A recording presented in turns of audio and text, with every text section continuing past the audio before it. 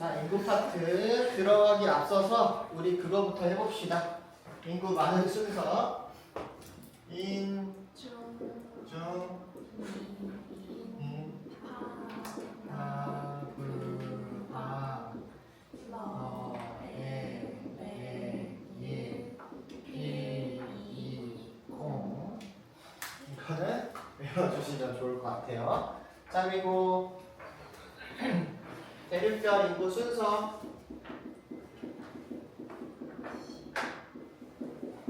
인구 아시아가 제일 많고 다음이 아프리카, 다음이 유럽, 라틴, 앵글로, 오세아니아 이렇게 보면 됩니다. 그 중에서도 아시아, 아프리카, 라틴은 개발도상국 대륙으로 인구가 성장을 하고 있고, 그리고 선진국 대륙인 유럽, 앵글로, 오세아니아는 인구의 비중이 좀 줄어들고 있다는 거 살펴보시면 되겠죠. 자, 그래서 선진국과 개발도상국의 인구 구조를 살펴보게 되면은 선진국은 개발도상국보다 유소년층 인구 비율이 낮아요. 인구 비율이 낮고 노년층 인구 비율이 높다는 거 기억을 해주시면 되겠고, 그래서 선진국은 중위연령이나 노령화 지수, 노령부양비 같은 조금 노령화랑 관련된 거, 저출산과 관련된 지표들은 높게 나타납니다. 그 중에서도 더 높은 거는 유럽이 앵글로보다 좀 더 높아요. 인구랑 관련된 지표는 유럽이 앵글로보다 조금 더 높게 나타난다는 거 기억해 주시면 됩니다. 자, 산업별로 봤을 때 선진국은 개발도상국보다 1차 산업 종사자 비율이 낮고 3차 산업 종사자 비율이 높게 나타난다. 자, 그래서 지역별, 대륙별 인구 구조에서도 좀 살펴보게 되면은, 자, 유소년층 인구 비중에서 유소년층 인구 비중이 가장 높은 데는 어디냐면은 아프리카죠. 아프리카가 가장 높고 그 다음 높은 데가 어디예요? 라틴하고 아시아가 비슷비슷하고요. 다음에 이제 오세아니아, 그리고 앵글로,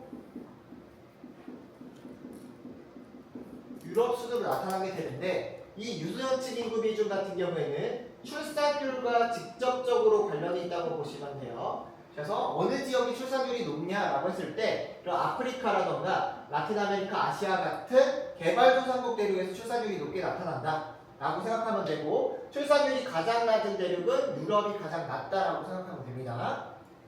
자, 그리고 노년층 같은 경우에는, 노년층이 가장 높은 지역은 유럽이 가장 많고요. 그 다음 많은 게 앵글로, 다음이 오세아니아, 다음이 어디요? 라틴하고 아시아랑 비슷비슷하나? 라틴하고 아시아가 비슷비슷하고요. 아프리카가 가장 낮다라는 거. 그래서 이런 선진국 대륙일수록 노년층 인구 비율이 높고, 노년층과 관련해서도 이제 뭐 중위연령이라던가 아니면은 노령화 지수 같은 것들 또 높게 나타난다라고 보면 되겠습니다. 그리고 이 아프리카 같은 경우는 유소년층이 너무 많기 때문에 청소년층의 비율이 좀 적은 편이죠. 청소년층 비율이 적다는 얘기는 인구의 부양비가 많이 든다 라는 것도 기억을 해주시면 되겠습니다.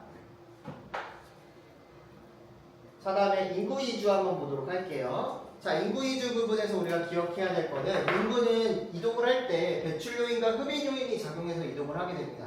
배출 요인은 사람들이 빠져나가는 이유예요. 그래서 빈곤이나 낮은 임금, 일자리 부족 이런 문제들이 있고, 흡인 요인은 빨아들이는 조건, 그래서 임금이나 쾌적한 주거 환경 이런 것들이 되겠죠. 인구 이주의 유형은 기간에 따라, 동기에 따라, 그리고 공간 범위에 따라, 원인에 따라 나눌 수 있는데, 특히 이 원인에 따라서 나타나는 것들을 살펴보시면 되겠습니다. 자, 원인에 따른 이런 인구 이주 중에서 대표적인 게 이런 경제적 이동과 그리고 최근에는 이런 정치적 이동이 많아지고 있는데 경제적 이동 같은 경우에는 대부분 이제 개발도상국에서 선진국으로 이동하는 사례들이 많이 나타나고 있죠. 선진국으로. 왜냐하면 이 사람들은 돈을 벌러 가는 거니까. 자, 정치적 이동은 난민들의 이동이라고 생각하면 됩니다.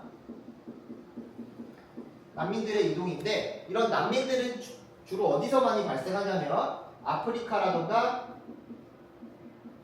서남아시아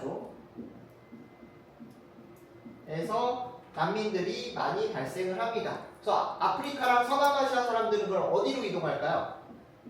전쟁이 났어. 다른 대륙으로 가고 싶어. 어느 대륙으로 갈까? 가까운 데로 가겠지. 아프리카랑 서남아시아 가까운 대륙이 어디 있어? 유럽 있겠죠. 기왕 이동하는 거 잘 사는 데로 가면 좋잖아. 그래서 유럽으로 많이 이동을 하고 있다. 그래서 최근의 인구 이동은 경제적 이유 또는 정치적 이유로서 많이 이동을 한다고 보시면 되겠습니다. 자, 그래서 위쪽으로 상세하게 좀 살펴보게 되면은 오늘날의 인구 이동의 특징은 경제적 이동에 따른 국제 이주가 증가한다는 거죠. 자, 그래서 숙련 노동자의 이동을 한번 보면은 선진국에서 선진국 또는 신흥공업국에서 선진국으로 많이 이전을 하게 됩니다. 그래서 말하는 선진국 같은 경우에는 우리가 보통 선진국이라고 치면은 대륙적으로 봤을 때는 유럽과 앵글로 이 두 대륙들을 들 수가 있겠죠. 근데 유럽 중에서도 유럽 국가들이 다 선진국은 아니지. 유럽 국가에서도 선진국이라고 할 수 있는 것들은 북서유럽에 있는 나라들이라고 생각하면 됩니다. 영국이나 프랑스나 독일 이런 나라들이 거의 선진국이라고 보면 되고 앵글로 같은 경우에는 미국하고 캐나다 두 개밖에 없잖아. 그렇기 때문에 평균적으로 봤을 때 앵글로에 있는 수준들이 훨씬 더 높은 거야. 미국하고 캐나다. 자, 선진국에서 미국에서 뭐 영국으로 일하러 하러 간다거나 영국이나 프랑스에서 미국으로 일하러 간다거나 선진국과 선진국 간의 교류도 많이 있다는 거. 그리고 신흥공업국에서 선진국으로 많이 이주하는 사례도 나타나고 있는데 여기서 말하는 신흥공업국에는 어떤 데들이 있냐면 뭐 한국이라던가 또는 브릭스라고 부르는 나라들이 있어요. 브릭스는 각 나라의 신흥공업국의 앞자들을 딴 건데 B는 어디게? B 브라질. R은 어디게? R 러시아. I는 인도. C는 중국. S 남아공. 이런 데들을 우리가 브릭스 신흥공업국이라고 하는데 이런 신흥공업국에서는 조금 고학력자들이 많이 발생을 하고 있기 때문에 선진국으로 많이 이주하는 사례들이 보이고 있습니다. 그래서 유럽, 중국, 인도 사람들이 미국으로 일을 하러 가는 경우들이라고 생각하면 돼요. 자, 그다음에 미숙련 노동자들의 이동을 보면은 소득 수준이 낮고 고용 기회가 적은 저개발국이나 개발도상국에서 선진국으로 많이 이동하는 사례를 볼 수 있습니다. 자, 그래서 대륙별로 좀 살펴봤을 때 아프리카 대륙과 그리고 라틴 아메리카 그리고 아시아, 즉 개발도상국 대륙이라고 할 수 있는 이 세 개 대륙이 어디로 이동하는지를 살펴보면 되는데 아프리카 같은 경우는 주로 어디로 이동하냐면 가까운 데로 이동을 하겠죠. 얘는 유럽으로 많이 갑니다.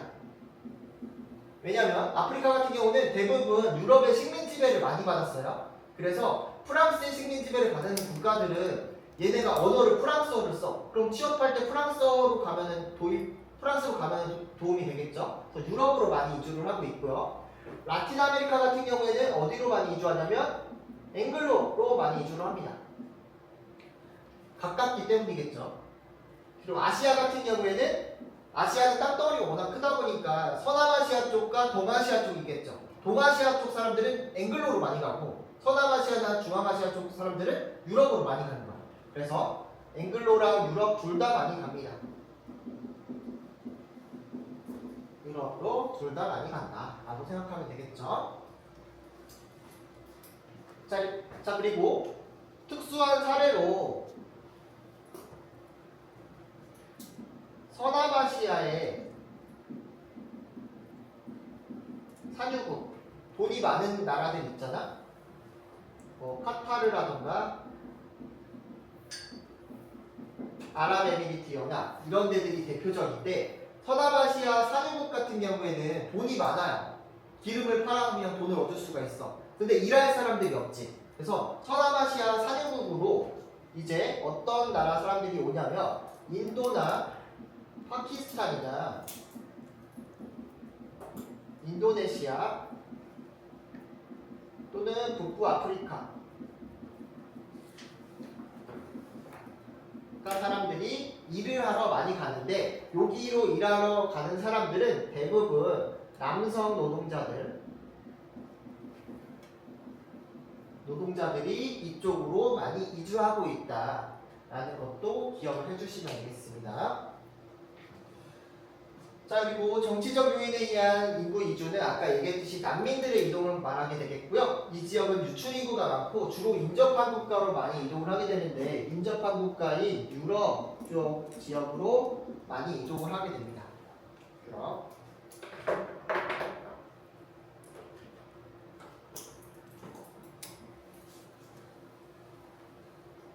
다 적었나요?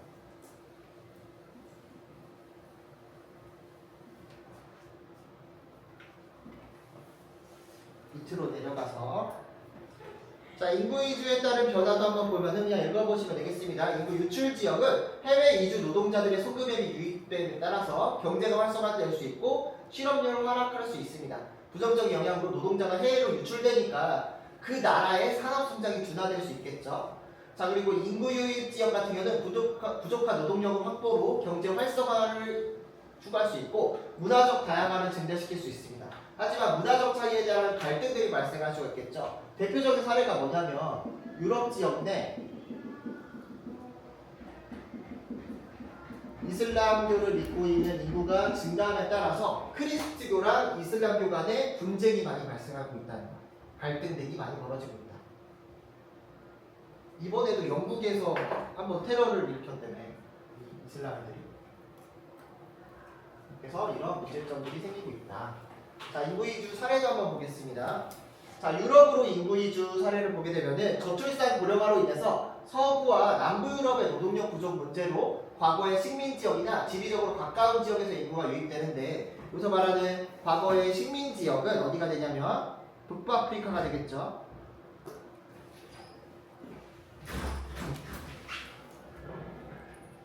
북부아프리카 쪽에서 많이 이동을 하고 있다라는 겁니다. 자 또한 난민들도 유입이 증가되고 있어요. 난민들. 북부아프리카와 서남아시아에서 내전으로 발생한 난민들이 많이 유럽으로 이주를 하고 있는데, 이런 난민들 가운데 어디로 많이 이주를 하고 있냐면 독일, 프랑스로 많이 이주를 하고 있습니다.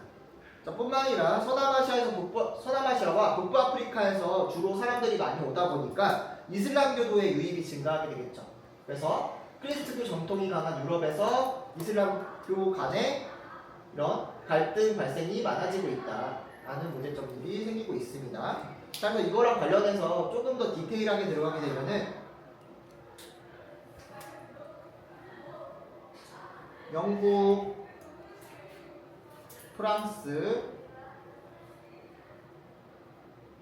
독일로의 이주자들을 좀 구별할 필요가 있는데, 영국 같은 경우에는 영국의 식민 지배를 받았던 국가에서 많이 오게 돼요. 그래서 인도나 파키스탄 쪽에서 영국으로 많이 이주를 하고 있습니다. 특히 또 인도나 파키스탄 인구도 되게 많잖아. 보면은 1등하고 5등이잖아.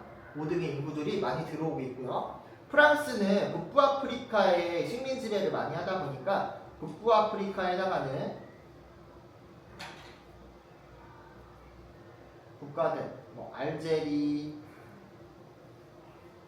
튀니지 이런 등등의 국가에서 프랑스로 많이 들어오고 있습니다.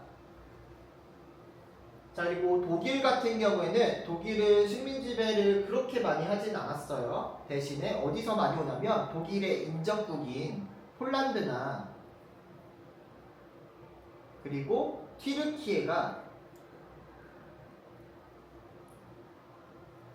독일하고 협정을 맺었어. 노동자 협정을 맺어서 튀르키예 사람들이 비자 없이도 독일에 들어와서 취업을 할 수 있게끔 이렇게 해놨기 때문에 튀르키예 사람들도 많이 들어오고 있어요.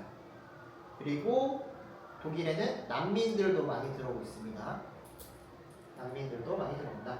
영국, 프랑스, 독일 같은 경우에는 각각의 고유의 언어들이 있기 때문에 그 언어 생활에 맞는 사람들이 주로 들어온다고 보시면 되겠습니다. 자, 다음에 미국으로의 인구 이주 한번 보도록 할게요. 자, 미국 같은 경우에는 출신 지역에 따른 주요 유입 지역은 라틴 아메리카 사람들은 대부분 미국의 남서부로 많이 옵니다. 그리고 아시아계 사람들은 여기 동아시아 사람이 되겠죠. 주로 태평양 연안, 그러니까 미국의 서부 지역으로 많이 들어오게 돼요.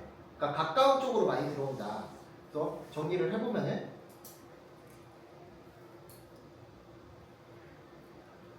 라틴하고 아시아를 따져보게 되면은 라틴 같은 경우에는 이제 미국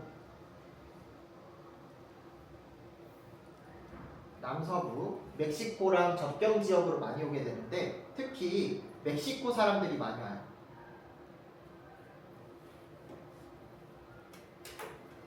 그리고 이 라틴 계열의 사람들은 최근에 이동이 많아졌다. 2000년대 이후에 급증했다는 거 기억해 주시면 되고요. 그리고 아시아 사람들 같은 경우에는 태평양을 건너서 오는 거거든. 그래서 여기는 미국의 서부 지역이라고 할 수 있는 LA가 있는 쪽 있죠. 캘리포니아가 있는 쪽. 그래서 여기는 한중일 사람들이 많이 옵니다. 한중일 사람들이 많이 들어오게 되겠고요. 이 아시아계 사람들은 대체적으로 80에서 2000년대 조금 이주가 빨랐다고 보시면 돼요. 여기 지역에 아메리카 드림을 꿈꾸고 오는 사람들이 많았다라고 보면 되겠습니다. 자, 그리고 미국 같은 경우는 특이하게 출신 국가별 거주지 분리 현상이 심화되게 나타나요. 특히 인종차별이 어느 정도로 많이 나타나고 있는 곳이기 때문에 흑인들은 흑인들끼리 모여 살고 한국 사람들은 한국 사람들끼리 모여 살면서 차이나타운, 코리안타운 뭐 이런 것들이 생기게 되는 거죠. 자, 다음에 산유국으로의 이동을 보게 되면은 아까 얘기했던 산유국들 카타르나 아랍에미리트 이런 데를 들 수 있겠습니다. 화석에너지 자원 수출을 통한 자본 유입을 통해 사회 간접 자본 시설들을 많이 건설할 필요가 있겠죠. 건물들을 많이 지을 필요가 있는데 이것들은 사람들이 다 부자니까 일을 안 해요. 그래서 주변에 있는 아시아 국가인 인도나 파키스탄, 인도네시아 같은 곳에서 젊은 남성 인구가 유입되게 됐습니다. 그래서 서남아시아의 산유국들은 청장년층에 극단적인 남초 현상이 일어나요. 즉 성비가 지나치게 높게 형성되게 돼요. 극단적으로.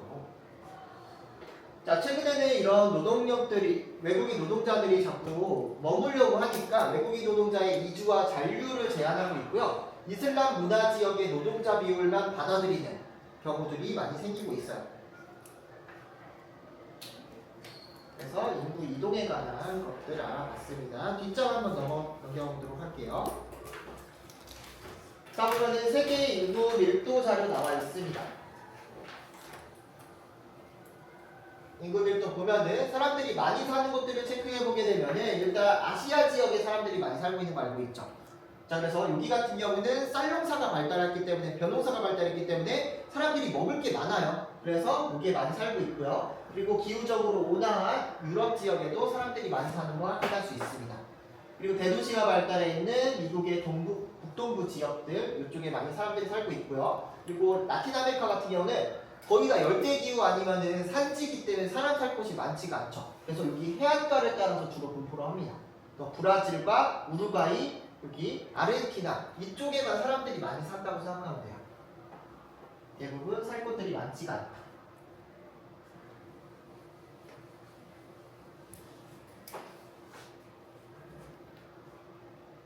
자, 그리고 국가별 인구 증가율도 한번 보면요. 인구 증가율이 높은 지역들, 확연하게 높은 지역들 같은 경우에는 여기 아프리카 대륙을 들 수가 있겠죠. 아프리카 대륙 같은 경우는 아무래도 출산율이 매우 높기 때문에 인구 증가율이 높게 나타난다라고 생각을 해주시면 되겠습니다. 그리고 인구 증가율이 낮은 지역들을 보게 되면은 대부분 선진국인 경우들이 많다는 거. 자, 주요 국가의 출생률과 사망률도 한번 보도록 하겠습니다. 출생률과 사망률. 자, 세우축이 출생률이고요. 가로축이 사망률인데 이 대각선을 잘 볼 필요가 있어요. 이 대각선이 뭐냐면 출생률과 사망률이 일치하는 지점들이에요. 이렇게 봤을 때 이 대각선의 아래쪽 국가들은 출생률보다 사망률이 더 높은 국가들이야. 즉 여기들은 거의 다 선진국인 경우들이 많습니다. 그리고 이 선에서 위쪽으로 멀어지면 멀어질수록 개발도상국일 확률이 높죠. 출생률이 더 높은. 자, 그래서 콩고민주공화국, 탄자니아, 나이지리아, 알제리, 이집트 같은 아프리카 국가들이 대부분 출생률이 높게 떨어지게 되겠고요. 사망률은 오히려 이런 선진국들이 조금 더 높게 나타난다. 출생률 대비 사망률은 우리나라라던가 아니면 독일, 일본, 러시아 같은데 선진국이 높게 나타난다는 거예요. 출생률에 대비해서 사망률이 높다. 자, 다음에 인구의 순유입 국가와 유출 국가를 보게 되면은 인구가 순유입된다는 거는 일단 사람들이 많이 들어온다는 얘기죠. 그러니까 흡입 요인들이 많이 있는 국가들이에요. 유입하는 국가들은 대부분 선진 국가들이 많습니다. 자, 여기 영국이라던가 독일, 아니면 스페인, 아니면은 여기 러시아, 일본, 호주, 미국하고 캐나다 이런 곳으로 많이 유입되는 걸 할 수 있겠죠. 요즘 유출이 많은 국가들은 인구가 많은 중국이나 인도, 파키스탄, 뭐 미얀마 이런 데들은 유출이 많다는 거죠. 유출이. 선진국가 이런 걸로 차이가 있는데 국가가 인구 이동 순위도 보면은 멕시코 사람들이 미국으로 가는 것들이 엄청나게 많다고 합니다. 엄청나게 많은 거. 자, 그리고 시리아 같은 경우에는 난민들이 발생했다고 했죠. 그 난민들이 이동할 때 제일 만만한 데가 어디냐? 제일 가까운 데가 터키, 튀르키예라는 거죠. 또 튀르키예 같은 경우에는 난민들이 엄청나게 많이 유입된 상태다라고 보면 돼요. 자, 인도 사람들 같은 경우는 아랍에미리트로 많이 갑니다. 아랍에미리트는 뭐하러?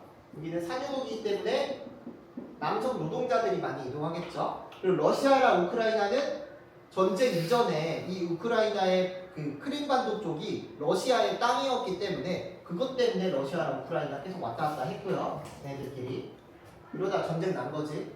자, 인도 사람들은 미국으로 많이 갑니다. 인도 사람들 왜 미국 갈까요? 인도에서는 영어를 쓰죠? 영어를 쓰니까 선진국이 미국으로 가면은 취업하기 쉬울 거 아니야. 그래서 미국으로 많이 갑니다. 자, 아프가니스탄 같은 경우도 난민들이 많이 발생하는데 아프가니스탄 옆에 있는 큰 형님 나라 이란으로 많이 가고요. 카자흐스탄, 중앙아시아 같은 경우에도 러시아 쪽으로 많이 갑니다. 왜냐면 이 카자흐스탄, 우크라이나 전부 다 구소련에 해당하죠. 소련에 해당하기 때문에 러시아 쪽으로 많이 가고 있고요. 인도 사람들 역시나 또 이란어, 사우디아라비아 많이 가고 있고 방글라데시 사람들도 인도로 많이 가는데 가까우니까 많이 간다고 보시면 돼요. 그래서 인구가 많은 국가들 위주로 이동을 많이 하고 있는데 여기에서 제일 많이 유출되는 국가가 어디야? 많이 나오는 거. 인도가 많이 나오죠. 인도. 그래서 인구 1위 지역인 인도 쪽에서 다른 나라로 많이 이동을 하고 있다. 라는 거 살펴봤습니다. 2번 문제 한번 풀어볼게요. 2번 문제.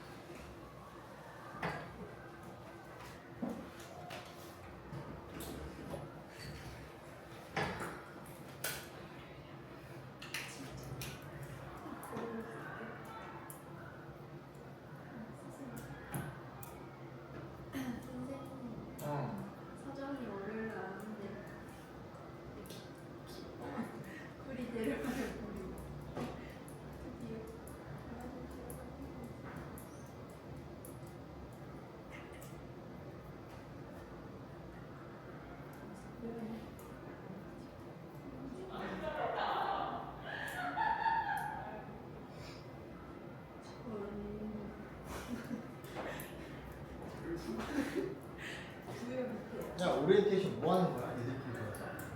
와, 쓸데없는 거. 쓸데없는 짓 해? 그러니까 끼리끼리 하는 거야. 그래서 지금 왔잖아요. 끼리끼리해서 난 이제 필요 없겠다고. 다 저기 아직 있어요. 모여서 뭐 하는 건데? 회의하는 거야? 1년 계속 자는 거야? 처음에 소개를 하고 IM 그라운드에서. 아니요. 그건 옛날. 뭐였지? 인물 퀴즈. 인물 퀴즈를 해. 몰라요. 아이스 브레이킹 한다고 했는데 하나도 안 깨졌어. 그러고 여름에 무슨 아이스 브레이킹? 인수인계.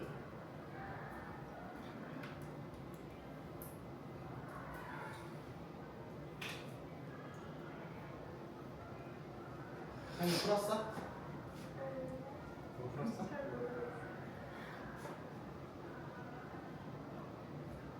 자, 같이 한번 볼게요. 가라는 아시아, 아프리카, 앵글로 아메리카, 유럽 중에 하나래. 보니까 일단 증가 인구가 나와 있고요. 노년층 인구 비율의 변화야. 이거는 유소년층 인구 비율의 변화율을 보면 되는 거예요. 변화율. 자, 그렇다는 얘기는 유소년층 인구 비율이 변화가 크다는 얘기는 얘가 출산율이 1970년대에 비해서 2020년대 출산율이 떨어졌다는 걸 의미하고, 노년층 인구 비율이 높아진 거는 얘네들이 의료기술이 발달함에 따라서 이제 노년층이 점점점 많아졌다라고 보면 되겠죠. 자, 이렇게 봤을 때 일단 증가 인구가 비율이 아니라 인원수로 되어 있습니다. 자, 봤을 때 유소년층 인구 비율이 인구 비율 변화가 제일 마이너스가 큰 거가 라틴 아메리카예요. 예전에 출산율이 높았는데 엄청 떨어졌다는 얘기죠. 그에 반해서 또 가 같은 경우에는 증가하는 인구는 많아. 근데 유소년층 인구 비율 자체가 작죠. 그 말은 뭐냐면 인구의 풀 자체가 엄청나게 큰 이 가가 아시아라는 얘기야.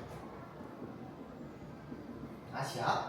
자, 다음에 노년층 인구 비율 변화 한번 볼게요. 노년층 인구 비율 변화 보면은 일단은 변화가 제일 작은 거는 노년층의 숫자가 크게 변화가 없다는 얘기야.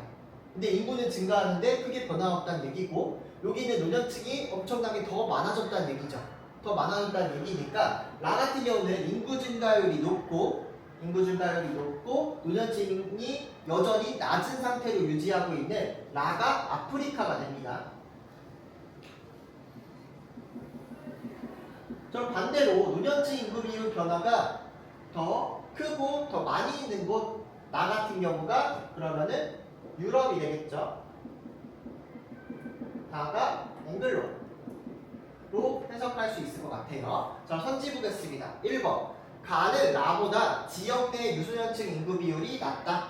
가 아시아랑 아프리카인데 유소년은 아까 전에 출산율이 높은 아프리카가 비율이 높다고 했죠. 근데 이런 문제 항상 우리가 중요하게 생각해야 될 거는 비율을 물어보는 거냐 수를 물어보는 거냐를 잘 생각해야 돼. 자, 아시아에 있는 유소년 인구 수랑 아프리카에 있는 유소년 인구 수랑 누가 더 많겠어?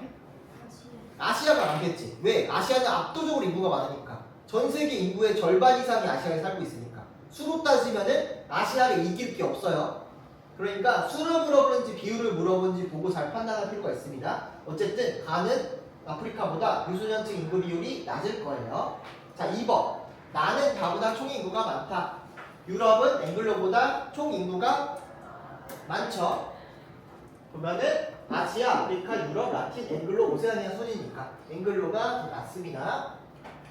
자, 3번. 다는 나보다 합계 출산율이 높다. 앵글로랑 낮다.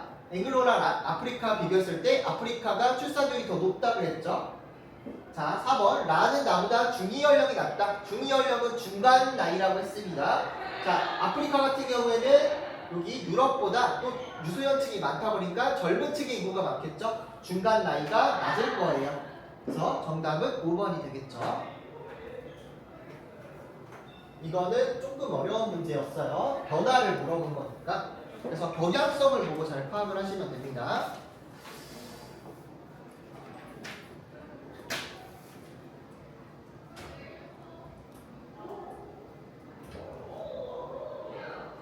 (7번) 문제 한번 풀어볼게요. 7번 문제.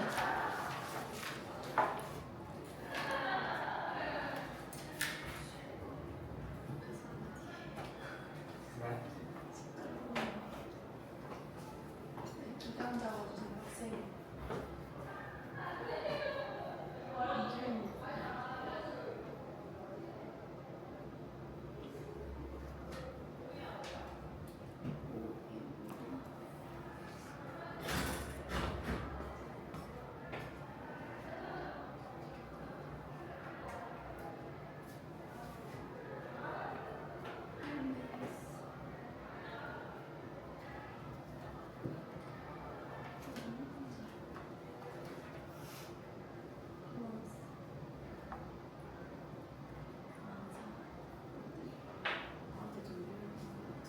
뭐지?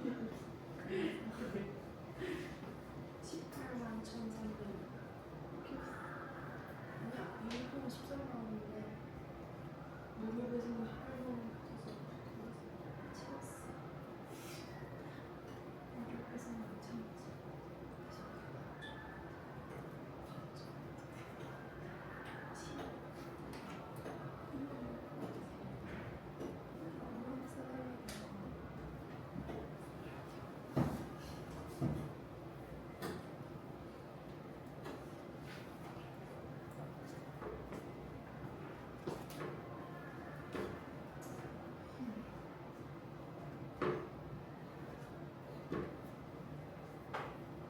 이제 풀었어? 자, 보겠습니다. 자, 출신 지역과 어디로 이동했는지를 보는 거예요. 출신 지역, 그러니까 라틴 아메리카에서 주로 어디로 많이 이동한다고 했죠? 돈을 벌기 위해서 가까운데 앵글로로 많이 이동하겠죠. 그래서 나는 앵글로가 됩니다. 자, 아프리카 사람들은 가까운 어디로 많이 이동한다고요? 유럽으로 많이 이동한다고 했습니다. 유럽. 그래서 가는 유럽이 됩니다. 그래서 아시아 사람들은 유럽과 앵글로 거의 반반 이동한다고 보면 되겠죠. 그럼 나머지 다는 그럼 뭐겠어? 오세아니아가 되겠죠. 자, 이렇게 봤을 때, 자, 보기 보겠습니다. 기억. 가는 나보다 총 인구가 많다. 유럽은 앵글로보다 총 인구 많죠. 자, 나는 나보다 인구 밀도가 높다. 앵글로 아메리카랑 오세아니아 비교했을 때 인구수 자체가 앵글로 아메리카 훨씬 더 많고 땅덩어리도 그냥 앵글로 아메리카 크니까 인구 밀도가 나가 다보다 높을 거예요. 자, 디귿. 다른 나보다 2차 산업 생산액이 많다. 2차 산업이라는 거는 공장, 제조업을 말하게 되겠죠. 근데 오세아니아 같은 경우는 공장이 거의 없죠. 공장이 없기 때문에 디귿은 아니고 리을. 가나는 모두 인구순 유입 지역에 해당한다. 유럽, 앵글로, 오세아니아 전부 다 유입하는 지역이죠. 자, 이거랑 관련해서 인구의 순이동. 그러니까 이거는 우리가 인구의 사회적 증가랑 관련해서 생각해 보면은 인구의 사회적 증가랑 관련해서 생각해 보면은 일단 앵글로 아메리카 같은 경우가 순 이동 자체가 높은 거에 속합니다. 사람들이 많이 들어온다는 얘기죠. 두 번째로 많은 데가 이제 유럽이고요. 그리고 오세아니아도 사람들이 많이 찾아가는 곳입니다. 돈을 벌기 위해. 자, 그 다음에 아프리카. 아프리카가 인구 순 이동이 좀 적은 편이고요. 그리고 라틴. 제일 많이 빠져나가고 있는 게 아시아라고 생각하면 돼요. 그 말이 무엇이냐면 앵글로, 유럽, 오세아니아는 인구가 주로 들어오고 있는 순유입 지역이에요. 자, 그런데 아프리카, 라틴, 아시아는 주로 빠져나가고 있는 순유출 지역이라고 생각하면 됩니다. 유출 지역. 자, 그래서 아프리카 사람들은 유럽으로, 라틴 사람들은 앵글로로, 아시아 사람들은 유럽과 앵글로 둘 다로 빠져나가고 있고요. 앵글로, 유럽, 오세아니아는 이런 지역들 사람들이 계속 들어오고 있는 곳이다. 순유입하는 지역이라고 보시면 되겠습니다. 다음 넘어가서 자, 세계 도시화 보도록 할게요.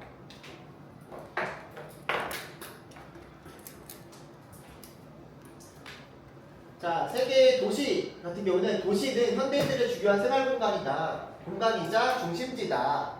도시화라는 건 뭐냐면 도시 거주하는 인구가 증가한다거나 도시의 숫자가 증가한다거나 촌락의 도시 요소가 확대되는 과정을 말하게 되는데 보통 우리가 도시화율이라고 따지게 되면 도시에 거주하는 인구가 증가하는 거다라고 보면 돼요. 즉 도시화율은 전체 인구 분의 도시 인구 곱하기 100이 도시화율이라고 보면 되는데 이 도시화율은 정도에 따라서 초기 단계, 가속화 단계, 종착 단계로 구분됩니다. 그래서 초기 단계 같은 경우에는 도시화율이 0에서 30% 정도 30%. 그러니까 이때는 도시보다는 촌락에 사는 사람들이 많은 거죠. 촌락에. 자, 그리고 가속화 단계는 30에서 70% 정도라고 보면 되고요. 종착단 80인가? 71이 81이 갑자기 헷갈리네. 어쨌든 이 정도라고 보면 되고 종착 단계는 72호라고 보면 됩니다. 자, 대부분 개발도상국들은 이 가속화 단계에 속해져 있어요. 그리고 선진국들은 대부분 종착 단계에 있다. 선진국들은 종착 단계에 있다고 보면 되고 초기 단계에 있는 국가들은 아프리카의 그런 저개발 국가들 있죠. 그런 데들은 초기 단계에 있다고 보시면 되겠습니다. 자, 세계의 도시 발달을 보면은 1950년에는 세계 인구의 30% 정도가 도시에 거주를 했어요. 근데 2020년에는 세계 인구의 56%가 도시에 거주하고 있고 도시의 숫자도 증가하고 있고 도시의 인구 규모도 커지고 있다 라는 얘기들 나와 있습니다. 그래서 밑에 보면은 지역별 도시 인구와 도시화율 변화의 차이가 있다는 내용이 나오는데요. 자, 보면은 지역별 도시화율은 앵글로, 라틴, 유럽, 오세아니아, 아시아, 아프리카 순으로 나타난다. 그래서 여기를 다시 한번 정리해보면은 세계의 도시화율을 지역별로 나눠보게 되면 제일 높은 지역이 앵글로예요. 자, 앵글로 같은 경우에는 미국하고 캐나다, 선진국들밖에 없죠. 그래서 도시화율이 가장 높게 나타납니다. 자, 근데 두 번째로 오는 게 라틴이야. 자, 라틴의 도시화율이 왜 높게 나타날까? 개발도상국 대륙인데. 아까 내가 인구 밀도할 때 설명했듯이 라틴 아메리카는 사람들이 살 수 있는 땅들이 그렇게 많지가 않아. 다 숲이거나 열대림이거나 또는 안데스 산맥까지 높은 산지란 말이야. 그래서 대부분 브라질이나 아르헨티나, 우루과이 같은 해안가로 몰리는 거야. 몰려서 살면은 그게 도시가 되는 거지. 그래서 살 수 있는 도시가 몇 군데 없기 때문에 그 지역에 몰려서 사는 거야. 그래서 라틴 아메리카는 의외로 도시화율이 높다라는 겁니다. 자, 세 번째로 보는 게 유럽입니다. 자, 유럽은 선진국 대륙인데 왜 라틴 아메리카보다 낫냐면 우리 유럽이라고 하더라도 전부 다 선진국이 아니죠. 동부 유럽 국가들 막 루마니아, 리투아니아 뭐 이런 나라들은 당연히 우리나라보다 못 산단 말이야. 개발도상국이 훨씬 많아요. 그런 애들 데리고 가기 때문에 도시화율이 좀 낮다라고 보시면 됩니다. 자, 그다음에 네 번째로 오는 게 오세아니아가 되겠죠. 오세아니아. 다음이 이제 아시아. 제일 꼴찌가 개발이 제일 느린 아프리카라고 보면 돼요. 자, 그래서 여기서 특징적인 거는 이 라틴 아메리카가 특징적이다라고 보면 됩니다. 그래서 19세기 중반까지는 유럽이나 앵글로 아메리카의 선진국에서 도시화가 주로 진행이 됐어요. 최근에는 아시아랑 라틴 아메리카 등의 개발도상국에서 도시화가 빠르게 이루어지고 있다. 그래서 도시의 인구 변화 한번 보면은 일단 인구 성장이 도시의 인구 성장이 두드러지는 것들이 있어. 자, 아프리카 같은 경우에는 이랬다가 급격하게 높아지고 있죠. 자, 아시아도 마찬가지로 이 기울기만 봐봐. 이렇게 급격하게 높아져. 자, 유럽 같은 경우에는 기울기가 그렇게 높지가 않죠. 라틴 아메리카도 보면 기울기가 높게 올라가고요. 앵글로 아메리카 같은 경우에도 이렇게 그렇게 높지는 않죠. 내가 너무 편파적으로 그렸나? 편파적으로 그렸네. 오세아니아 같은 경우도 이렇게 증가하고 있다. 이거는 도시의 인구 숫자를 따지는 거고 도시화율로 따지게 되면은 그 차이는 더 두드러지게 나타납니다. 자, 오른쪽에 있는 그래프를 한번 보면은 자, 기울기의 변화를 잘 봐야 돼. 자, 먼저 유럽부터 보겠습니다. 유럽. 자, 유럽 같은 경우에는 이렇게 성장을 하죠. 기울기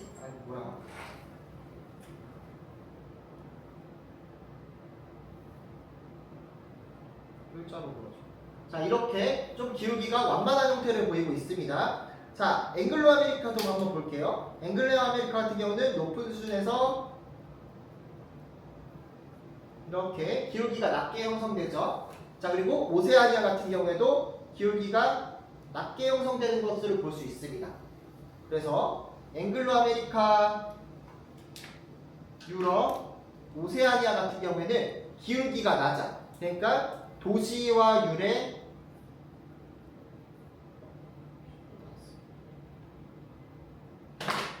얘들은 도시와 율의 증가 속도가 낮은 거야. 왜냐하면 얘들은 도시화의 도시화 시작 시기가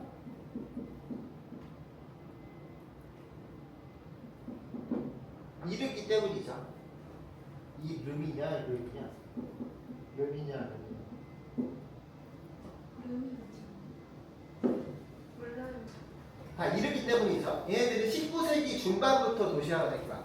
자, 그거에 관해서 개발도상국 대륙들 한번 볼게요. 자, 먼저 여기 라틴 아메리카 봅시다. 라틴 아메리카 같은 경우에 1950년대까지만 해도 도시화율이 40%였지. 그러다가 급격하게 증가하게 되죠.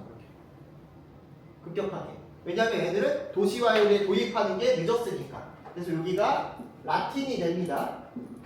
늦은 대신에 도시화율의 증가 속도가 엄청나게 큰 거죠. 엄청나게 크다. 자, 그리고 여기 아시아 같은 경우에도 도시화율의 증가 속도가 기울기 자체가 이렇게 높아지고요. 아프리카도 높아지는 걸 확인할 수 있습니다. 그래서 여기가 아시아가 되겠고 여기가 아프리카가 되겠습니다. 그래서 앵라유 오와 이렇게 나타난다 라는 거, 그것도 순서를 좀 기억해 주시면 될 것 같아요. 라틴이 포인트다.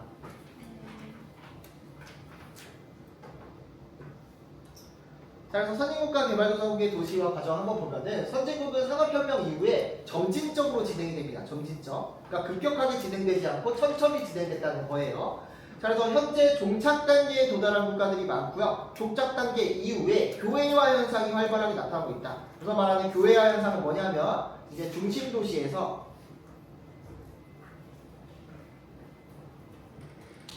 주변 도시로 사람들이 이동을 하고 있다는 것을 말하게 돼요. 중심 도시에서 주변 도시로 이동한다. 자, 다음에 개발도상국 같은 경우는 2차 세계대전 이후에 이제 도시화가 시작됐습니다. 그래서 얘는 거의 20세기부터 도시화가 이루어졌다고 보면 돼요. 그래서 급격하게 이루어지는 특징을 가지고 있고요. 현재 가속화 단계에 놓여져 있는 국가들이 꽤 많아요. 그리고 급격하게 도시화를 추구하다 보니까 아직 기반 시설이 조성이 안 됐는데 많은 사람들이 몰리는 거야. 게다가 여기는 도시를 여러 개 개발시킬 수가 없으니까 한두 개의 도시에 다 몰빵된단 말이야. 마치 우리나라처럼 서울에 다 몰빵되는 이런 것들처럼 개발도상국에는 모두 다 종주 도시화 현상이라는 게 발생합니다. 종주 도시화 현상이라는 건 뭐냐면 1위 도시 인구가 있잖아.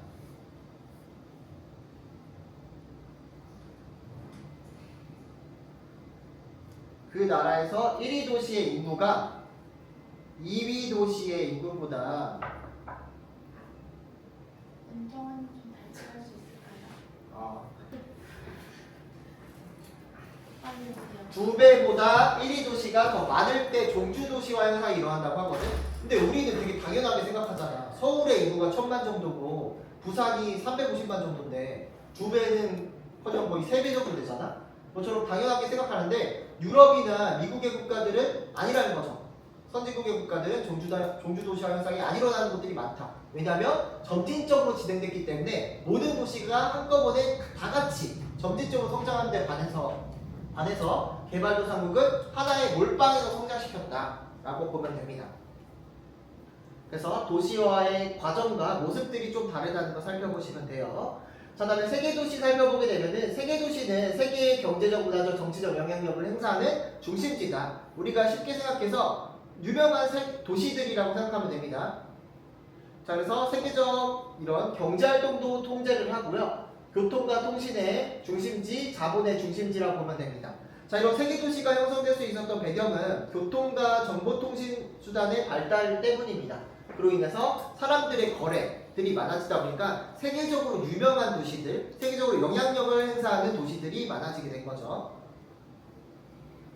자, 선정 기준은 경제나 정치, 문화, 여러 가지 기반 시설에 따라서 나눌 수가 있고 세계 도시 순위들도 나눠지게 돼요. 그래서 뭐 이런 여러 가지 지표들을 활용한다라는 거 읽어보면 되고요. 또 세계 도시의 특징은 다국적 기업, 그러니까 경제적 기능들도 가지고 있고 생산자 서비스업도 발달하고 있는데 여기서 말하는 생산자 서비스업이 뭐예요? 생산자 서비스업의 반대말이 뭐야?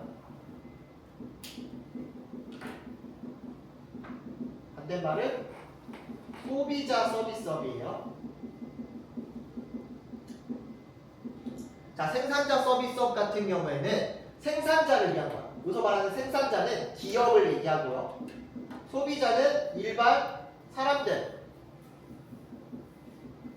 사람에 대한 서비스업이야. 그럼 생산자 서비스업, 기업을 위한 서비스업엔 어떤 것들이 있냐면 금융이나 보험, 뭐 마케팅, 광고, 뭐 보안업체 등등등 같은 회사들을 들 수가 있겠죠. 근데 소비자 서비스업은 그냥 뭐 음식점이나 숙박업 뭐 이런 것들을 들 수 있겠어요. 자, 그래서 생산자 서비스업이 많이 밀집해 있는 곳들은 어디 있느냐? 자, 나라로 봤을 때는 선진국에 생산자 서비스업이 많겠죠. 왜냐면 선진국에는 기업이 많을 거니까. 자, 그리고 국가별로 봤을 때는 이제 국가 내에서 봤을 때는 도시 중에서도 도시의 중심이라고 할 수 있는 도심 지역에 생산자 서비스업이 많을 거예요. 그 중에서도 생산자 서비스업이 세계에서 가장 많은 곳은 세계 도시라는 거죠. 선진국의 세계 도시에 많이 있다라는 거 보시면 되겠습니다. 자, 그래서 전 세계의 정치 경제 활동을 조절하고 통제하는 역할을 하게 되는데, 그래서 이런 세계 도시에 밑에 나오겠다. 그런 역할들을 하게 됩니다. 자, 문제점은 세계 도시에서도 도시 내에 양극화 문제가 생긴다는 거야. 즉 세계 도시에는 왠지 부자들만 살 것 같지만 부자들만 살면은 누가 밥 해주고 누가 청소해줄 거야. 그럼 밥 해주는 사람, 청소해주는 사람 이런 사람들이 필요하겠죠. 그래서 이런 도시 내에 고소득층과 저소득층의 소득 격차와 거주지 분리 현상이 크게 나타나게 돼요. 즉 여기 세계 도시에는 중간 계층이 별로 없고 완전 잘 사는 사람 아니면 거지들만 있는 거야. 이런 모습들이 보인다. 그리고 도시 간의 양극화 문제도 생기는데 같은 세계 도시지만 국가 내 다른 도시와의 격차도 생기고 선진국과 개발도상국의 세계 도시 간의 격차도 생긴다는 거죠. 봐봐. 자, 뉴욕하고 서울하고 비교했을 때 어디가 더 큰 도시겠어? 뉴욕이 더 크겠지. 자, 뉴욕하고 뭐 상하이랑 비교했을 때 뉴욕이 더 많은 기능과 많은 역할들을 가지고 있을 거잖아. 그러다 보니까 이들 간에 같은 세계의 유명한 도시들, 세계 도시지만 역할과 기능의 차이가 있다는 겁니다. 그게 도시 간의 양극화 문제예요. 그래서 밑에 보면 세계 도시들 간에도 이제 계층이 나눠진다는 겁니다. 규모와 기능, 영향력에 따라서 이제 계층이 나눠지게 되는데 이렇게 계층이 나눠지게 되면은 우리는 이거를 체계적이다 라고 표현을 하게 돼요. 위아래가 분명하면은 계층이 있다, 세계적이다 이렇게 말하는 거죠. 자, 그럼 전 세계에서 최상위 세계 도시에는 뉴욕, 런던, 도쿄가 있습니다. 뉴욕은 어느 나라? 미국. 런던은 영국. 도쿄는 일본이죠. 자, 그리고 여기 하나 더 친다면은 프랑스의 파리까지도 들어가는 경우도 있어요. 지금 파리 올림픽 하는 것처럼. 근데 파리 생각보다 올림픽 때 보니까 거지같지 않아? 이상해. 선진국이라 다 좋은 줄 알았는데 그렇다. 자, 그리고 상위 세계도시에는 뭐 이런 나라들이 있고요. 특히 여기 브리셀이라는 데가 있죠. 브리셀은 어느 나라게? 벨기에죠. 벨기에. 하위 세계도시로는 토론토, 시드니, 서울이 있다. 자, 그래서 최상위 세계도시는 숫자가 적겠지. 그래서 약간 이렇게 피라미드 형태로 나타난다고 보면 돼요. 최상위 세계도시에는 이제 뉴욕, 런던, 도쿄가 있는 거고, 하위 세계도시에는 뭐 여러 국가들이 있고, 그 다음에 그 밑에는 또 여러 국가가 있고, 그러니까 위에서 위 계층에서 아래 계층으로 갈수록 도시의 숫자가 더 많아진다라는 겁니다. 자, 그래서 최상위 세계도시로 갈수록 도시의 기능도 많아지고 영향력은 커지지만 여기에 해당하는 도시의 숫자는 적어지고 도시 간의 평균 거리는 멀어지겠죠. 왜냐면 얘네 숫자가 적으니까 여기야 평균 거리가 이만큼씩 차이 나잖아. 근데 하위 세계 도시인 서울하고 뭐 상하이랑 오사카랑 뭐 홍콩이랑 이런 데를 보게 되면은 평균 거리가 작죠. 그래서 평균 거리는 최상위로 갈수록 거리가 멀어진다는 것도 기억해 주시면 되고, 이런 도시들을 다 외울 필요는 없습니다. 외울 필요는 없지만 최상위 세계 도시인 뉴욕, 런던, 도쿄는 알고 있어야 된다는 거.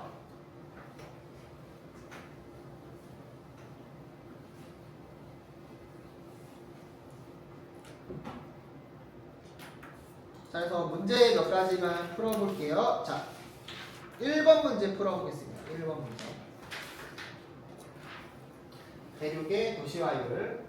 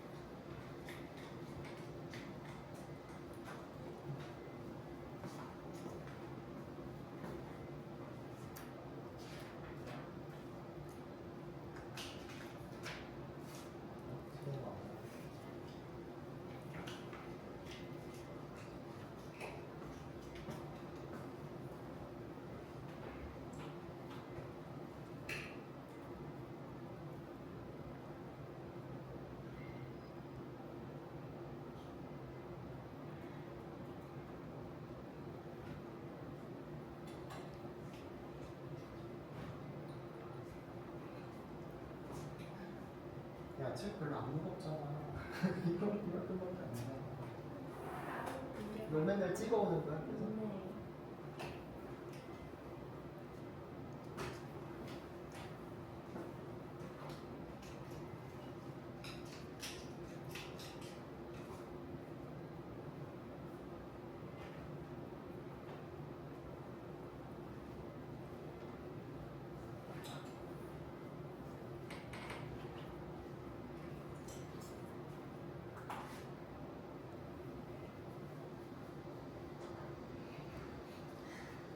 만만치 않지.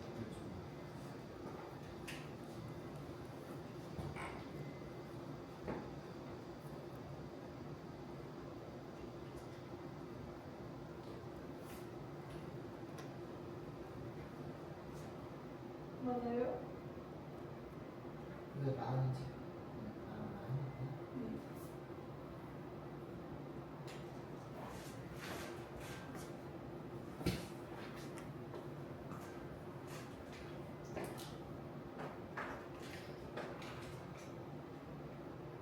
자, 같이 한번 볼게요. 자, 이런 그래프가 나왔을 때가 있어.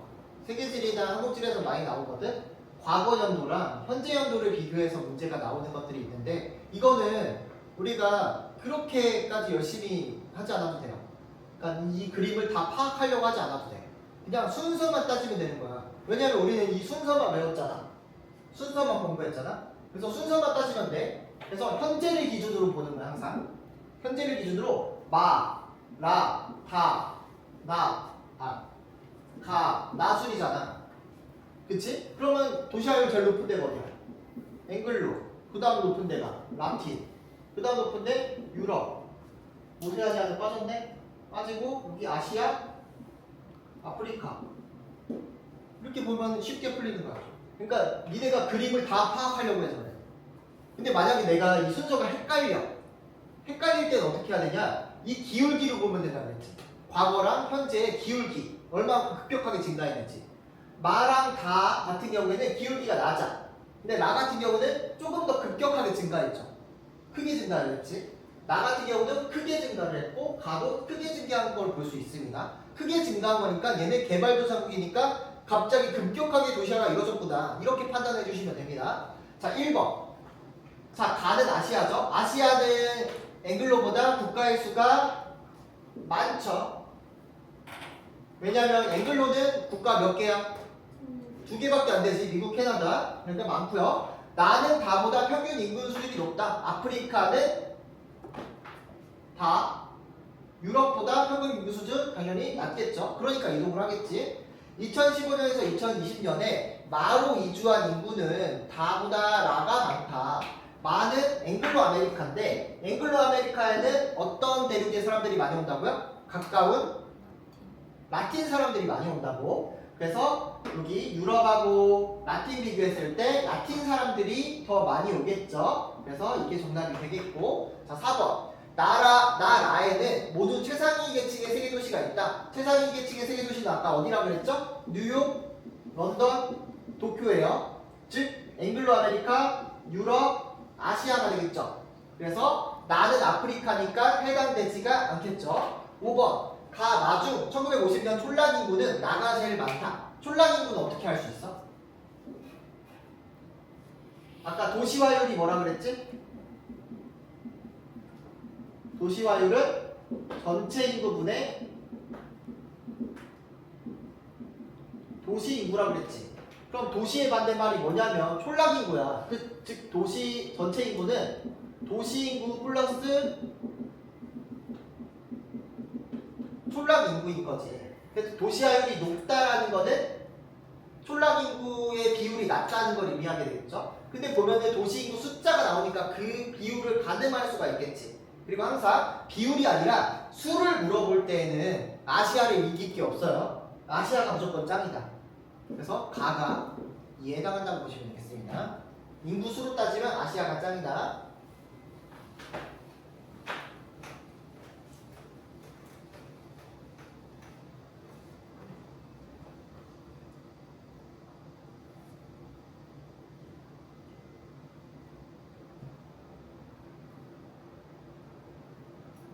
자, 3번 문제도 이거는 같이 한번 볼게요. 자, 도시나 인구 파트에서 자, 이런 식으로 문제가 많이 나와요. 세 개의 지구에서 세 개의 지역을 뽑아. 세 개의 지역을 뽑은 다음에 그거를 그래프를 통해서 맞추는 문제들이 많이 나오는데 근데 이게 규칙이 있어. 세 개의 지역을 뽑잖아? 그러면 무조건 선진국 하나 그리고 개발도상국 하나 개발도상국이나 아니면 신흥공업국 그리고 완전히 저개발국 하나. 이 저개발국에 해당하는 거는 아프리카나 완전히 동남아시아에 있는 국가들을 말하겠죠. 그리고 선진국은 유럽이나 미국이나 일본이나 우리나라 같은 데를 들고 개발도상국은 그냥 중간 정도의 위치라고 보면 돼요. 자, 그러면 여기에서 각각의 나라들을 살펴보게 되면은 여기 유럽에 있는 여기는 어디죠? 독일이고 이거는 무슨 나라? 멕시코. 자, 이거는 나이지리아. 자, 여기서 선진국은 어느 나라 할게요? 독일이 되겠죠? 자, 그럼 저개발국 멕시코랑 나이지리아 누가 더 못 살까? 애매할 때는 아프리카 고르면 돼요. 아프리카는 전체적으로 못 산다. 그래서 애매할 때는 나이지리아, 아프리카를 고르면 됩니다. 그리고 개발도상국은 이제 멕시코. 그러니까 개발도상국은 대체적으로 아시아나 라틴 정도를 생각해 주시면 될 것 같아요. 자, 이렇게 봤을 때 수치들을 가늠을 할 수가 있겠죠. 자, A, B 같은 경우는 각각 도시인구 또는 촌락인구래. 도시인구랑 촌락인구.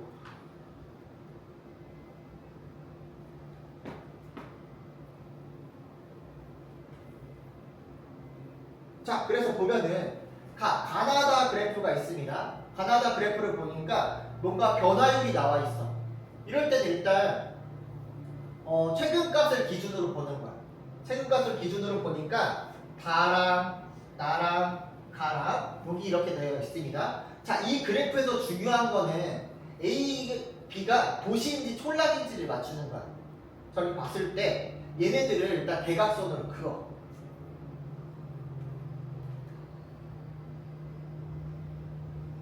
자, 대각선 이게 뭐냐면 A, B가 같은 지점을 연결한 거잖아. 즉 A, B가 도시든 촌락이든 그 숫자가 같은 때란 말이야. 자, 그러면 도시 인구가 50명이고 촌락 인구가 50명이다. 자, 그러면은 도시화율은 몇 퍼센트야?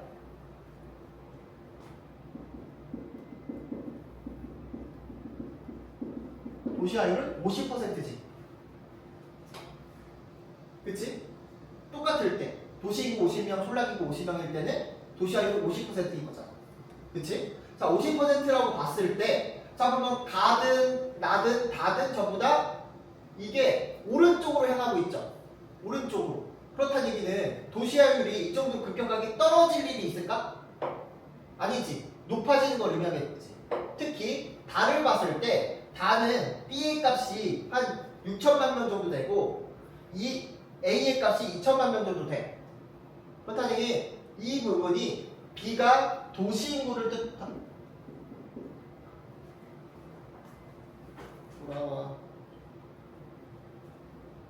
도시 인구를 뜻하고 A가 촌락 인구를 뜻한다는 걸 확인할 수 있겠죠.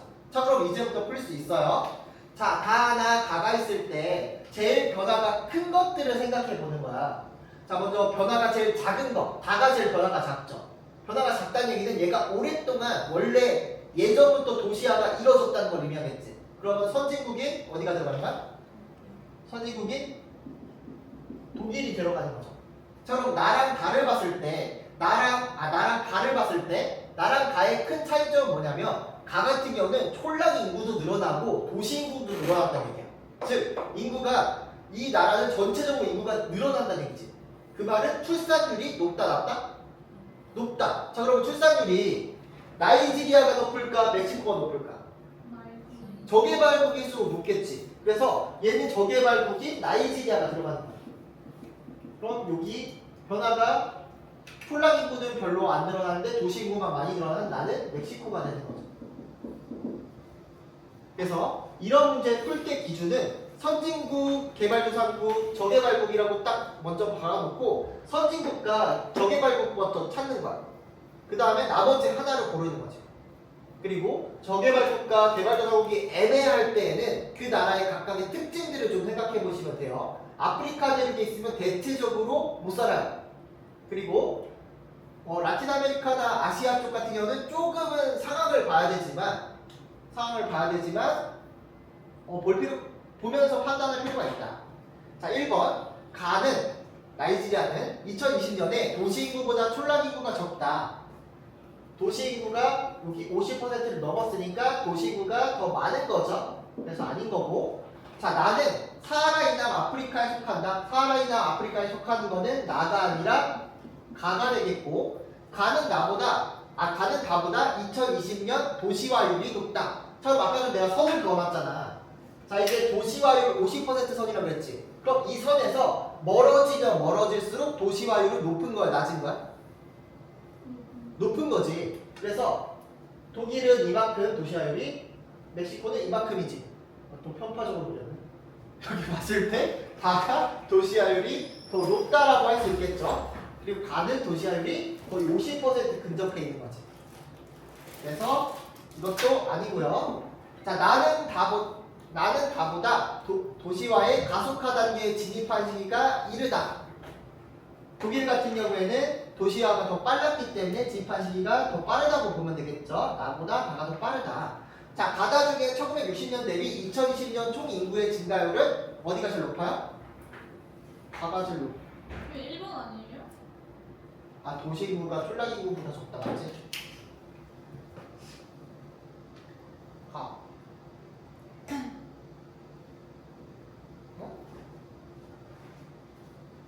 2020년. 손 잘못 봤어.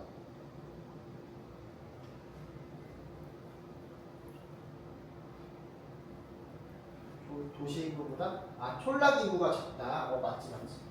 말을 헷갈렸네. 그래서 1번이 됩니다. 계속 내가 어떻게 하나 보고 있었겠네.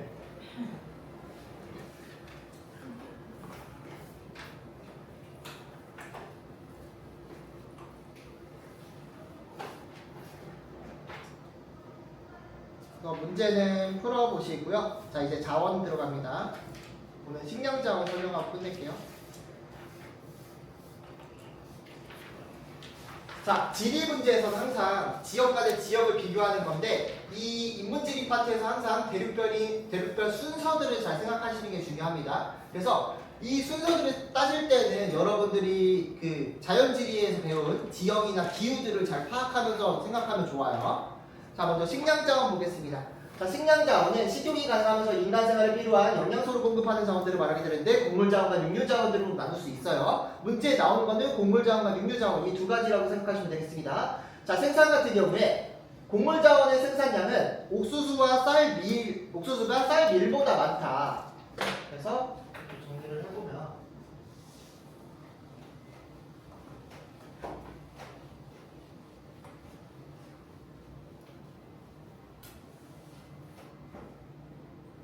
자, 먼저 곡물자원 같은 경우에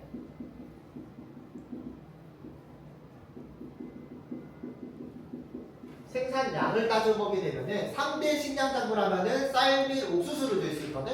그 중에서 옥수수가 생산량이 제일 많다는 거예요. 옥수수가 제일 많고 쌀하고 밀은 비슷비슷합니다. 자, 왜 옥수수가 많냐면 우리 옥수수 잘 안 먹잖아. 옥수수 주식으로 하는 나라도 그렇게 많지 않거든.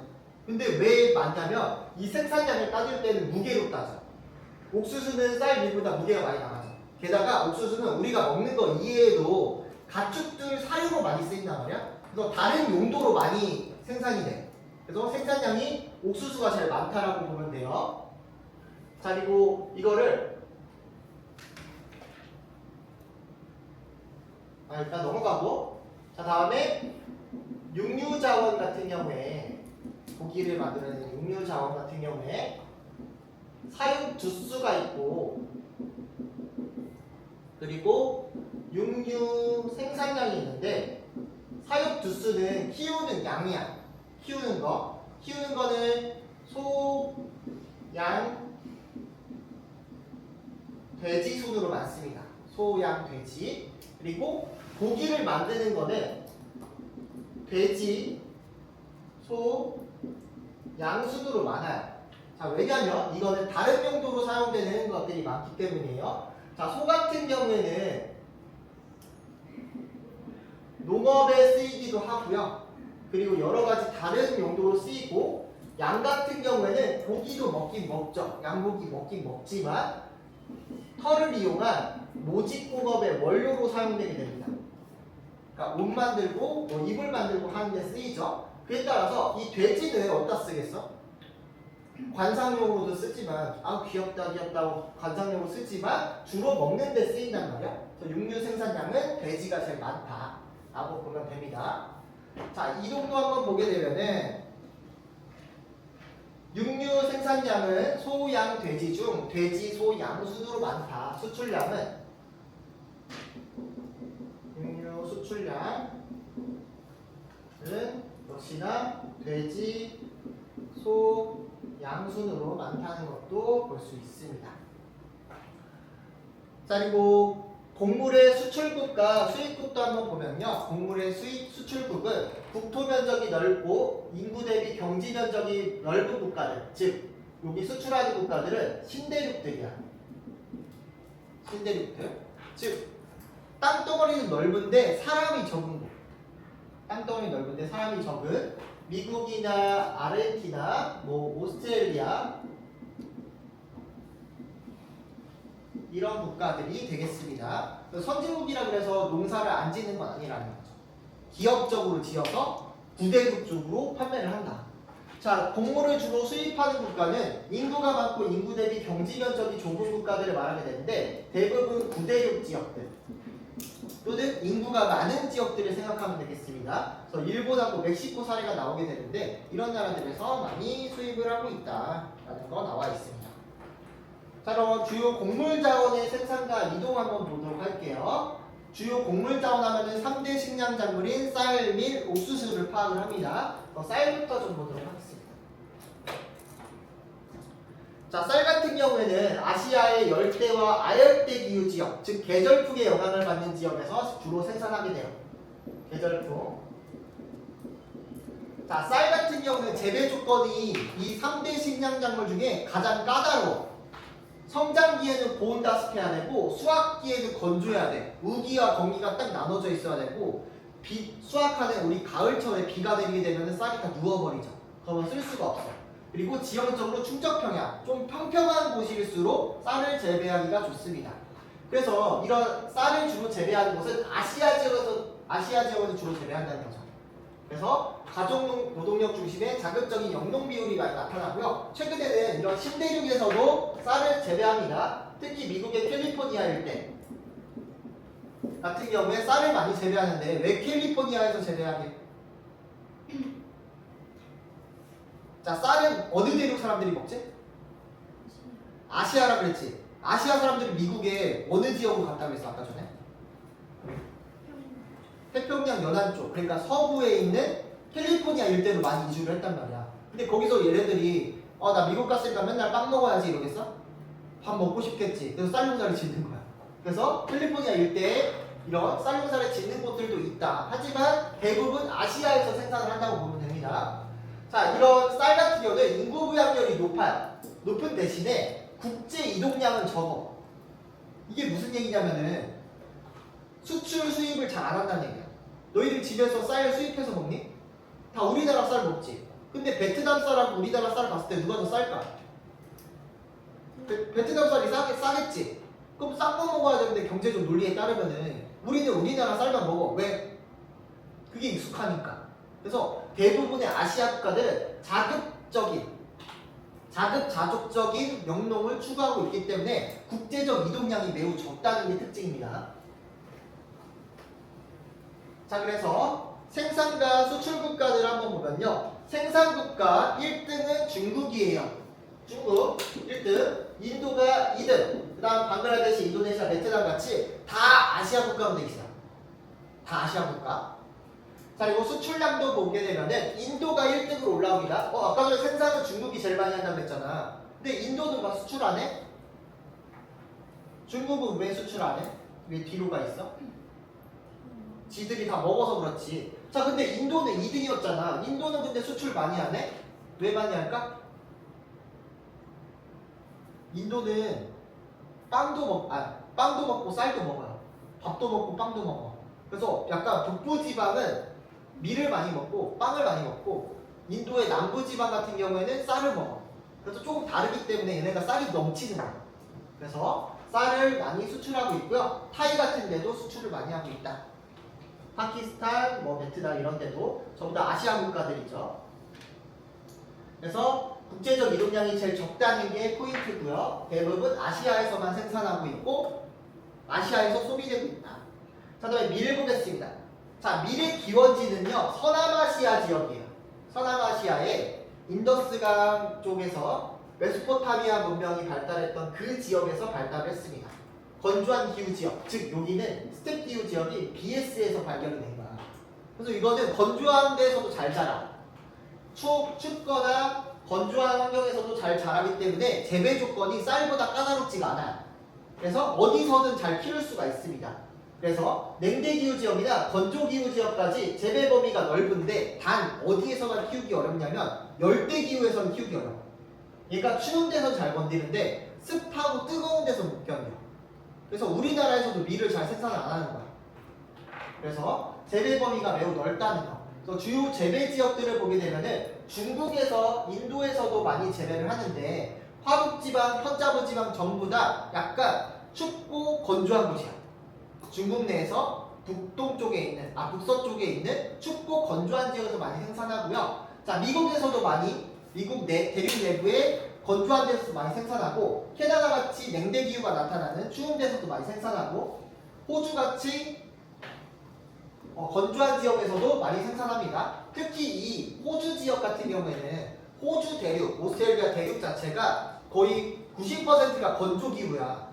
그 건조 기후에서 뭘 생산하나 봤더니 대부분 밀을 생산하는 거야. 근데 이 오스트레일리아는 사람들이 많이 살아 안 살아?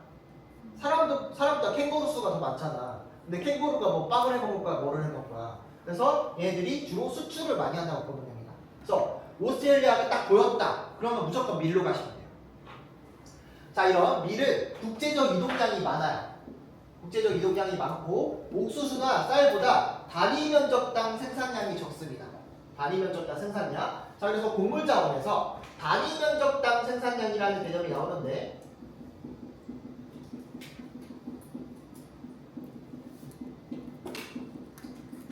자, 이건 뭐냐면 한 포기를 딱 뽑았을 때 어떤 작물을 가장 많이 생산하냐. 자, 이거는 생산량이랑 비슷비슷합니다. 옥수수가 제일 단위 면적당 생산량이 크고요. 그 다음 쌀, 밀이 단위 면적당 생산량이 가장 적다고 보시면 되겠습니다.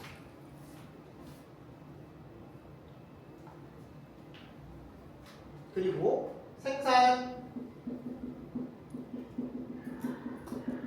면적, 생산의 범위를 따져보게 되면은 일단 밀이 제일 많이 넓다고 보면 되고요.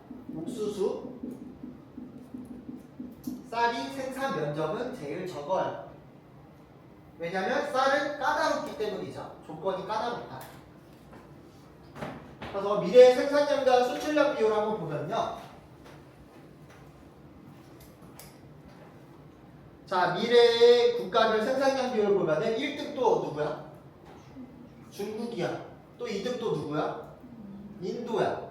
그래서 중국, 인도 역시나 모든 순위에서 자꾸 끼려고 합니다. 자, 그리고 3등이 누구냐면 여기 러시아예요. 러시아.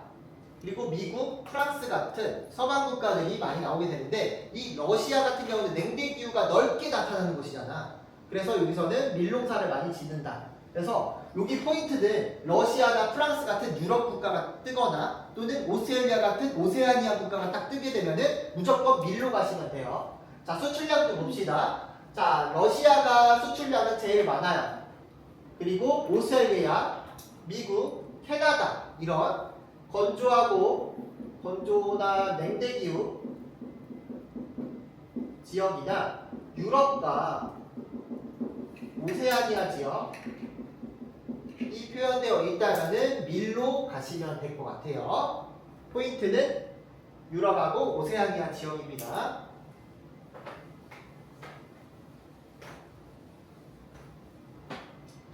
근데 생산량 1등은 또 중국이다. 자, 마지막으로 옥수수 보겠습니다. 자, 옥수수 같은 경우는 기원지는 아메리카예요. 즉 쌀, 밀, 옥수수를 쳤을 때 기원지는 쌀은 아시아에서 시작이 됐고요. 자, 밀은 서남아시아에서, 옥수수는 아메리카에서 시작됐다고 보면 됩니다.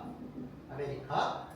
자, 이런 옥수수 같은 경우는 기후 적응력이 커요. 밀보다 더 큽니다. 얘는 진짜 아무 데서나 집어넣으면 자라. 화단에서도 자라고 그냥 이만한 그 화분 같은 데서도 자라. 그 정도로 기후 적응력이 커서 다양한 기후 지역에서 재배가 되는데 주요 재배하는 지역들을 살펴보게 되면은 미국이나 아니면 또 중국, 브라질, 아르헨티나가 나오는데 대부분 이제 아메리카 대륙에서 주로 생산을 합니다. 아메리카. 자, 그리고 이런 옥수수의 특징은 주식작물로 이용되기보다는 대체적으로 가축의 사료로 많이 이용되기도 하고요. 그리고 옥수수는 짜면은 기름이 나와. 그 기름 가지고 연료로 쓰는 바이오 에탄올의 원료로 쓰입니다. 그래서 다시 한번 또 정리해보면은 아시아는 아시아에서 주로 생산을 해서 소비를 이루어집니다. 자, 그리고 밀 같은 경우에는 주로 아메리카,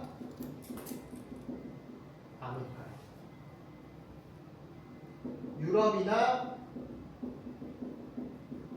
오세아니아에서 생산을 해서 수출을 많이 하고요. 아메리카 같은 경우에는 옥수수 같은 경우는 아메리카 쪽에서 많이 생산을 하는데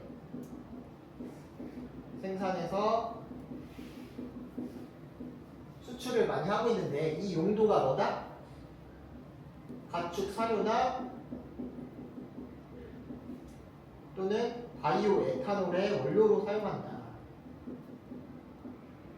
밀하고 쌀을 100% 먹는 거로 활용하거든? 근데 얘는 먹는 거 이외에 사용이 많다라는 겁니다.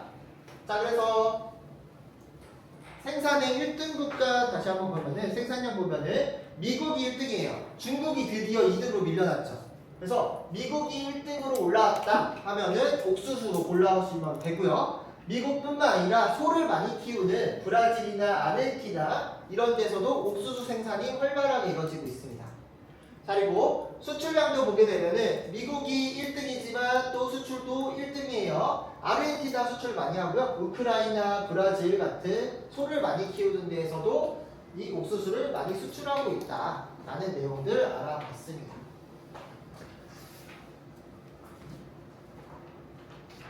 소양대식까지 하자. 자, 다음에 가축 같은 경우에 인구 증가, 소득 수준 향상으로 인해서 가축, 우리 고기들을 많이 먹고 있죠. 주요 가축의 특징들을 한번 살펴보도록 할게요. 자, 먼저 소 같은 경우에는 농경사회에서 노동력을 대신하는 동물이라고 보시면 됩니다. 그래서 오늘날에도 일부 지역에서 소를 가지고 농사를 짓는 곳들도 있고요. 그리고 이 소 같은 경우는 육류뿐만 아니라 유제품을 제공하기도 합니다. 보통 이 소는 아메리카와 오스트레일리아 등지에서 많이 키우게 되는데 이 소 같은 경우에는 또 힌두교에서는 안 먹죠. 힌두교를 믿고 있는 인도에서는 고기로 취급하지 않습니다. 하지만 인도에서는 소를 죽일 수 없기 때문에 소를 많이 키워요. 많이 키운다. 자, 그리고 소 같은 경우에는 대체적으로 수변한 기후 지역에서 많이 자라게 돼요. 수변 기후 지역에서 키우기가 좋다. 농사 짓는 곳. 자, 다음에 양 같은 경우에는 고기도 얻지만 젖과 그리고 양털의 수요가 증가하게 되면서 공업의 원료로 쓰이기도 한다. 그리고 이런 양 같은 경우에는 아시아, 아프리카 등지에서는 주로 유목의 형태로 많이 키워요. 그러니까 중국이나 인도 아니면은 아프리카 이런 데서는 양을 유목 형태로 많이 키우는데 오세아니아나 아메리카 등지에서는 방목의 형태로 키워요. 자, 그럼 누가 더 많이 키우겠어? 오세아니아, 아메리카 쪽에서 양을 더 많이 키운다고 보면 되겠죠. 자, 양 같은 경우에는 주로 건조기후 지역에서 키웁니다. 왜냐면 양은 날씨가 습하면은 털이 막 꼬여. 우리 곱슬인 친구들 알겠지만 습하면 막 꼬이죠. 그처럼 양털이 꼬이기 때문에 상품의 가치가 떨어진대. 그래서 주로 건조한 지역에서 키우는데 여기 또 오세아니아가 나오죠. 오세아니아가 나오면은 양으로 무조건 가시면 됩니다. 자, 마지막으로 돼지 같은 경우에는 유목에 적합하지 않아서 주로 정착 생활을 하는 곳. 정착 생활을 하기 위해서는 얘들이 날씨가 좋아야겠지. 보통 온대기후 지역에서 주로 키운다고 보면 돼요. 온대 수변기후 지역에서 많이 키우고요. 자, 돼지고기를 금기시하는 이슬람교 신자들은 여기를 키우지가 않겠죠. 그래서 이 돼지는 서남아시아 쪽에서는 금기시한다라는 것도 기억을 해주시면 되고, 특히 이 돼지 같은 경우는 어디서 많이 키우게 되냐면 돼지의 고기가 많이 발달되어 있는 유럽이나 아시아 쪽에서 많이 키우고, 양은 아메리카와 오세아니아, 소 같은 경우에는 아메리카와